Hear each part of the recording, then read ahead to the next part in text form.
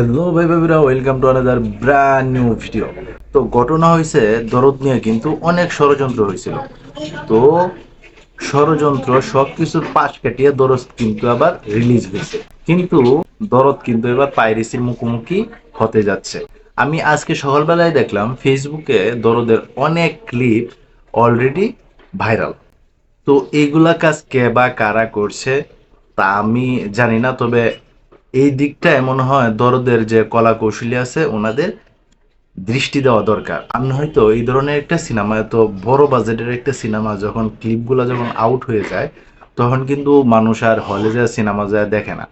কারণ বাঙালি এমন একটা পাপি, মনে করেন ওরা ফ্রিতে যা পায় তাই কিন্তু খায়। তো যেহেতু খুব ভালো একটা সিনেমা এবং পাবলিক রিভিউ দেখেও কিন্তু মনে হয়েছে যে সিনেমাটা হয়তো বা ভালো হয়েছে, কিন্তু এমন সময় যদি দরদের পাইরেসি হয়ে যায় তাহলে কিন্তু অনেক ক্ষতির মুখে পড়তে পারে এই সিনেমাটা। তো আপনাদের কাছে একটাই অনুরোধ থাকবে, আপনারা সবাই হলে গিয়ে সিনেমা দেখুন এবং সিনেমাকে সামনের দিকে এগিয়ে নিতে সাহায্য করুন।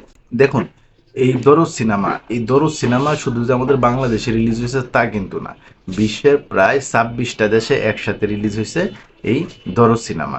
আর প্রত্যেকটা শুই কিন্তু দরদের, আমি এখন পর্যন্ত যতগুলো নিউজ পেয়েছি আজকে বা আগামীকালকে, সবকটা শুই কিন্তু অলরেডি হাউসফুল।